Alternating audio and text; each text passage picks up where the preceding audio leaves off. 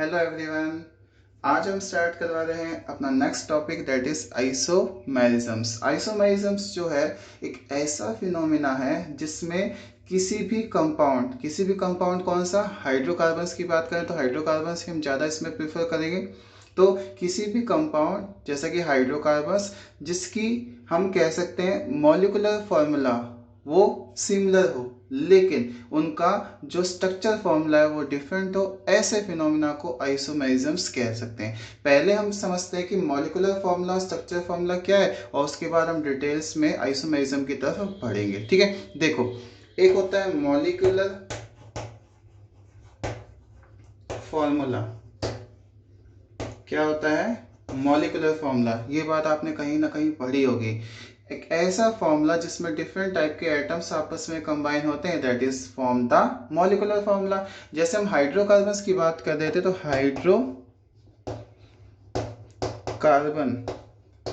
Hydrocarbons का molecular formula हमें पढ़ना है। तो हाइड्रोकार्बन्स में क्या होगा, कार्बन हाइड्रोजन आपस में कंबाइन होंगे। जैसे हम कुछ मॉलिक्यूलर फॉर्मूले की बात करते हैं जैसे कि CH4, इसमें कार्बन हाइड्रोजन के एटम्स आपस में जुड़ रहे हैं तो हम कहेंगे क्या बन गया, एक मॉलिक्यूल बन गया CH4। इस मॉलिक्यूल का नाम हो जाएगा मीथेन। क्या नाम हो जाएगा, मीथेन। ऐसी हम बात करें C2H6, ये भी एक मॉलिक्यूलर फॉर्मूला है किसका, इथेन का। ठीक है, ऐसी हम बात करें C3H8 का, ये भी एक मॉलिक्यूलर फॉर्मूला किसका है, हम बात करें प्रोपेन का। ये सब जो नाम है ना, ये कैसे लिख रहा हूँ ये मैं आगे जब क्लासेस स्टार्ट और बढ़ेंगी तो उसमें कुछ कॉन्सेप्ट आएंगे IUPAC नॉमेनक्लेचर के, उसमें आपको ये चीज़ समझ में आ जाएगी। ठीक है, अभी सिर्फ आपको नाम समझने हैं और इसके नाम ये होते हैं। इसके बाद C4H10, इसका नाम है ब्यूटेन। ठीक है, इसके बाद C5H12, इसका नाम पेंटेन है। तो इस तरीके से डिफरेंट हाइड्रोकार्बन्स के मॉलिक्यूलर फॉर्मूले हमने यहाँ पे लिखे और आपको समझ में आ गया एक कंडेंस फॉर्मूला जिसमें डिफरेंट टाइप के एटम्स या एलिमेंट्स आपस में कंबाइन होते हैं, तो that is the formations of molecular formula. समझ में आ गया। अब बात करते हैं इसका स्ट्रक्चर फॉर्मूला क्या है। स्ट्रक्चर फॉर्मूला क्या है, तो स्ट्रक्चर फॉर्मूले के बारे में बात करें तो आपको पता है CH4। ठीक है, इसमें सेंटर में कार्बन होता है और कार्बन की वैलेंसी आपको पता है 4 होती है। 4 जो वैलेंसी है वो कौन शेयर करते हैं, हाइड्रोजन के साथ शेयर होती है, इसलिए हाइड्रोकार्बन्स बनते हैं। तो इस तरीके से सिंगल बॉन्ड हाइड्रोजन बनाते हैं उसको इस तरीके से रिप्रेजेंट कर सकते हैं, इस तरीके से रिप्रेजेंट कर सकते हैं, इस तरीके से, इस तरीके से। ये तो है 2 डायमेंशनल पेपर पे इसका स्ट्रक्चर। समझ में आया 2 डायमेंशनल पेपर पे कैसा स्ट्रक्चर हो, इस तरीके से स्ट्रक्चर आएगा। तो ये क्या बन गया, इस मीथेन का स्ट्रक्चर फॉर्मूला। एक इसका 3 डायमेंशनल स्ट्रक्चर फॉर्मूला भी होता है जैसे HCHHH, इस तरीके 3 डायमेंशनल स्ट्रक्चर भी होता है किसका, मीथेन का। वो सिर्फ आपको मीथेन का याद करना है। ठीक है, तो समझ में आ गया। तो इसके बाद हम बात करते हैं इथेन का स्ट्रक्चर। तो कार्बन कितने होंगे, दो कार्बन सिंगल बॉन्ड से कैटिनेशन से आपस में कंबाइन हो जाएंगे। एक कार्बन कितने बॉन्ड बनाएगा, 4 बॉन्ड बनाएगा, ये बात याद रख लेना। ठीक है, तो 1 2 3 4 बॉन्ड हो गए। इसका अगला कार्बन आ गया, इसने भी कितने बॉन्ड बनाए, 4 बनाए। 3 तो हाइड्रोजन के साथ, 1 कॉमन है। तो इस तरीके से फॉर्मूला किसका होगा, इथेन का। अगर हम बात करें प्रोपेन के स्ट्रक्चर की तो प्रोपेन में कार्बन्स कितने हैं, 3। एक कार्बन कितने बॉन्ड बनाएगा, 4 बॉन्ड बनाएगा। तो सभी कार्बन्स आप देख सकते हो 4 से ज्यादा बॉन्ड्स नहीं बनाते। तो इस तरीके से 1 2 3 4। इस कार्बन की बात करें 1 2 3 4, अगले कार्बन की बात करें 1 2 3 4, इस तरीके से बॉन्ड बना सकते हैं। तो इसका मतलब प्रोपेन का स्ट्रक्चर हो गया। तो आपको समझ में आ गया जो मैं बताना चाहता हूँ कि मॉलिक्यूलर फॉर्मूला, स्ट्रक्चर फॉर्मूला क्या होता है। ठीक है, अब हम अपने टॉपिक की तरफ चलते हैं कि आइसोमेरिज्म्स क्या होता है। आइसोमेरिज्म ऐसा फिनोमेना है जिसमें किसी भी हाइड्रोकार्बन से किसी भी कंपाउंड का जो मॉलिक्यूलर फॉर्मूला है वो तो सेम रहता है, मॉलिक्यूलर फॉर्मूले में कोई चेंज नहीं है, लेकिन उसका जो स्ट्रक्चर फॉर्मूला है वो क्या हो जाता है, चेंज हो जाता है। जो स्ट्रक्चर फॉर्मूला है वो क्या हो जाता है, चेंज हो जाता है। ऐसे फिनोमेना को हम कह सकते हैं आइसोमेरिज्म। तो इसका मतलब the phenomena in which the compound have same molecular formula but different structure formula, that is isomerism. और डिफरेंट जो स्ट्रक्चर्स बनते हैं किसी भी हाइड्रोकार्बन या किसी भी कंपाउंड के, उन्हें यहाँ पे एक वर्ड कहते हैं आइसोमर्स। क्या कह सकते हैं? आइसोमर्स कह सकते हैं। Different structure form of during the isomerism process, that is isomers. ठीक है, समझ में आ गया? आइसोमर्स और isomerism, molecular formula, structure formula क्या होता है। अब हम बात करते हैं कि आइसोमेरिज्म्स में हम कैसे समझे कि आइसोमेरिज्म किस कंपाउंड के साथ होता है।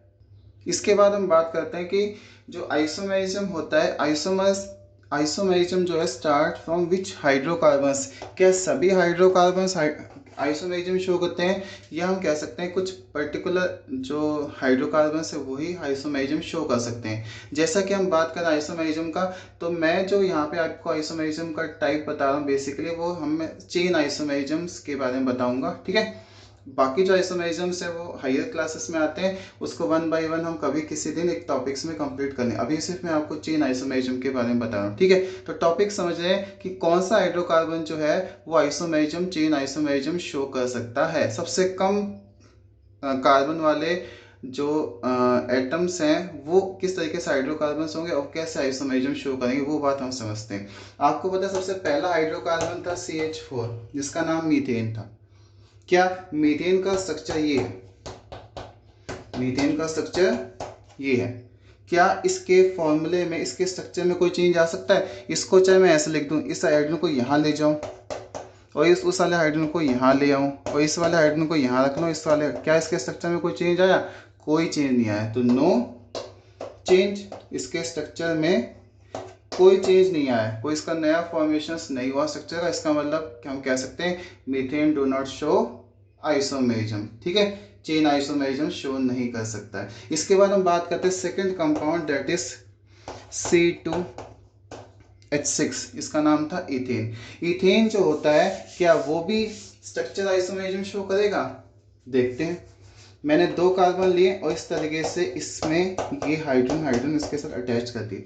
इसके स्ट्रक्चर को मैं चेंज करता हूँ। अगर मैं इसको ऐसे कर दूँ, CHHHHH, इसके देखने में फ़र्क आया लेकिन इसके चेन में कोई फ़र्क नहीं आ रहा। इसका मतलब कि बात समझ में आ गई, इथेन भी आइसोमेरिज्म शो नहीं करता है, चेन आइसोमेरिज्म शो नहीं करता है। इसके बाद हम बात करते हैं क्या प्रोपेन कर पाएगा, वो भी देखते हैं। तो जो तीसरा कंपाउंड है उसे हम क्या कहोगे? Propane, C3H8।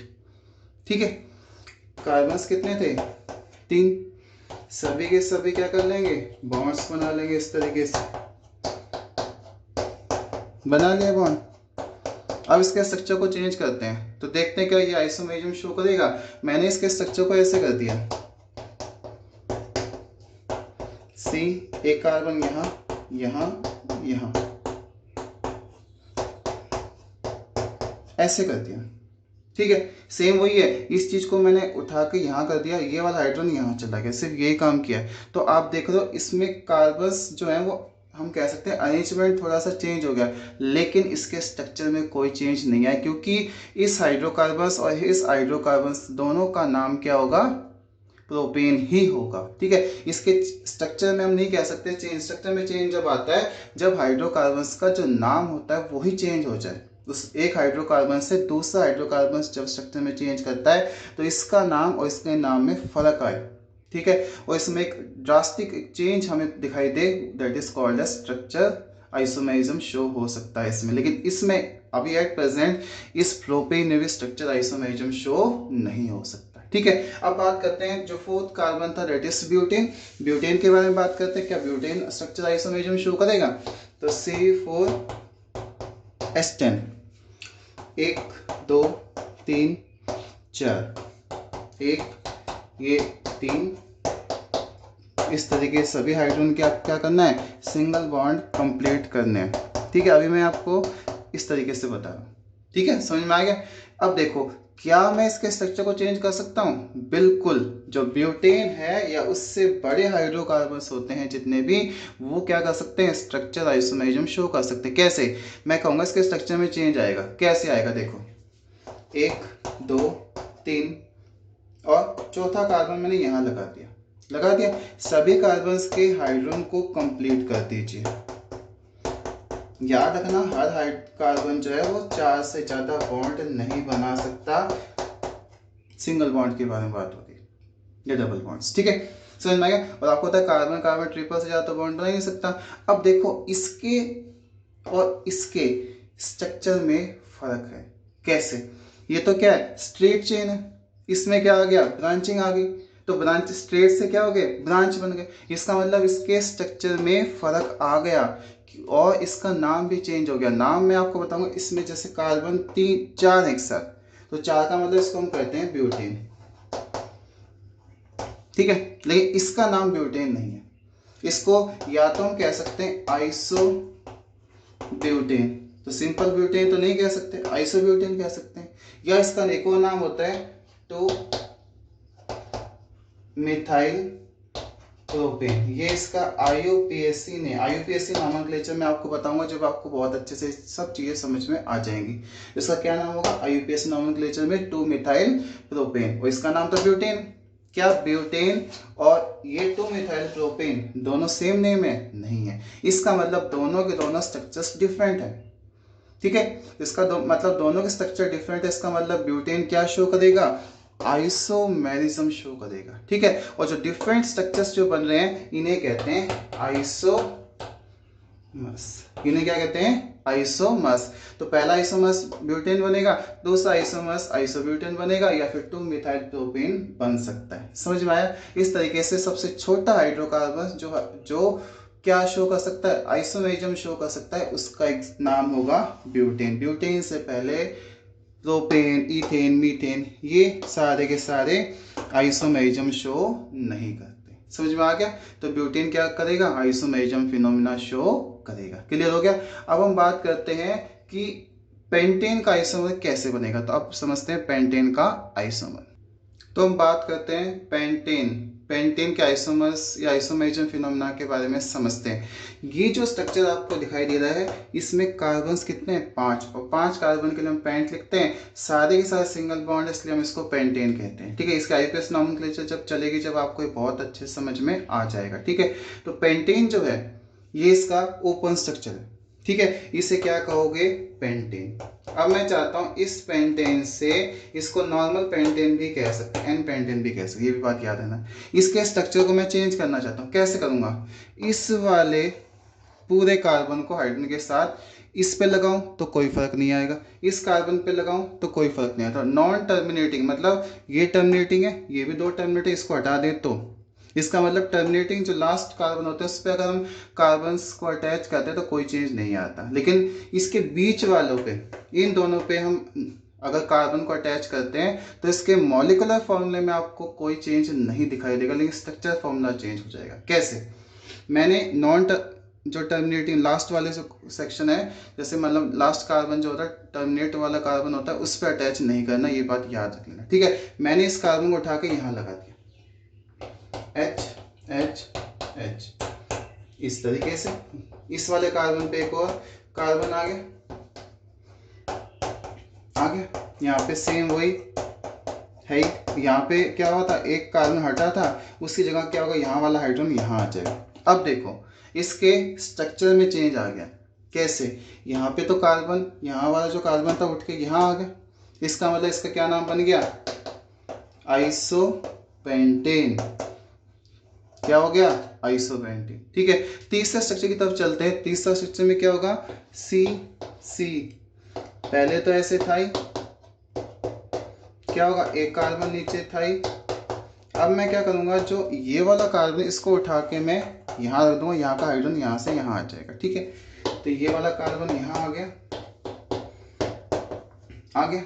ये वाला कार्बन के साथ क्या थे, हाइड्रोजन थे, और एक ये सुन, इसे क्या कह सकते हो, नियो पेंटेन।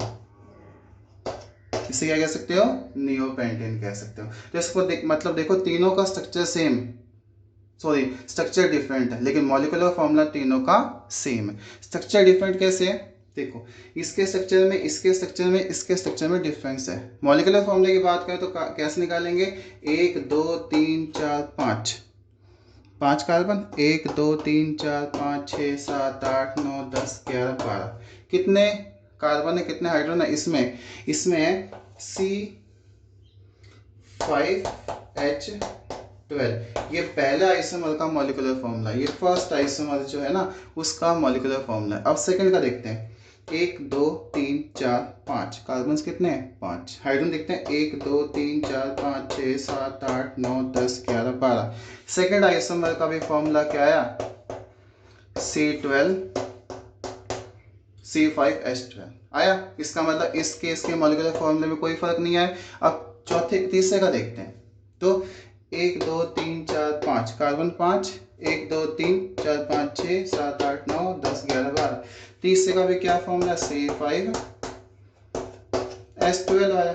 इसका मतलब कहीं भी मॉलिक्यूलर फॉर्मूला चेंज नहीं हुआ है, लेकिन यहाँ पे क्या हो गया, स्ट्रक्चर फॉर्मूला चेंज हो गया। इसका मतलब क्या हो गया, पेंटेन क्या शो करते हैं, आइसोमर्स या आइसोमरिज्म शो करते हैं। ये डिफरेंट स्ट्रक्चर्स बन रहे हैं, ये सारे के सारे क्या है, आइसोमर्स। पहला आइसोमर ये पहला आइसोमर, ये दूसरा आइसोमर और ये तीसरा आइसोमर। समझ में आ गया। ये तो थे ओपन स्ट्रक्चर्स जो एनसीईआरटी में प्रीफर है। अब मैं इसी स्ट्रक्चर को कंडेंस में कन्वर्ट कर देता हूँ। कंडेंस में कैसे होगा वो देखो एक बार।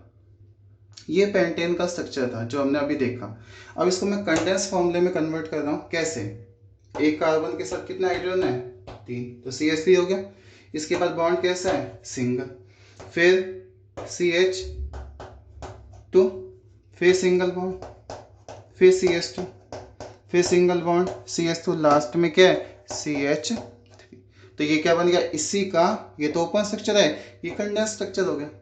समझ में आए, ये कैसा बन गया, कंडेंस स्ट्रक्चर। तो हम कह सकते हैं ये भी क्या है, एन पेंटेन, ये भी क्या है एन पेंटेन।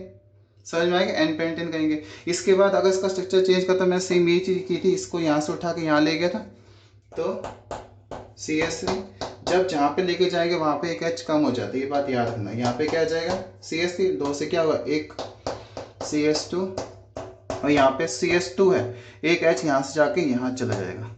ठीक है, ये दूसरा स्ट्रक्चर बन गया। इसे आपको पता है आइसो पेंटेन कह सकते हैं। ठीक है, समझ में आ गया। तीसरे स्ट्रक्चर में क्या करेंगे, इस वाले को उठा के यहाँ से यहाँ ले जाएंगे, तो क्या होगा CH3, C, एक H, एक ही था इसके पास, एक और कम हो गया, तो यहाँ पे क्या होगा CH3, यहाँ पे CH3 और यहाँ पे भी CH3। इसे कहेंगे नियो पेंटेन। समझ में आ गया। इस तरीके से ये आइसोमर फर्स्ट, ये ओपन स्ट्रक्चर में है, ये इसका कंडेंस में, तो आइसोमर फर्स्ट ये आइसोमर सेकंड, और ये कैसा हो जाएगा आइसोमर।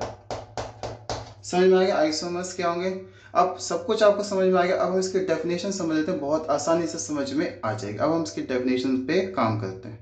अब बात करते हैं इसके डेफिनेशंस। ठीक है, डेफिनेशंस आपको समझ में आई गई है। The phenomena in which compound have same molecular formula, उसका मॉलिक्यूलर फॉर्मूला क्या होगा सेम।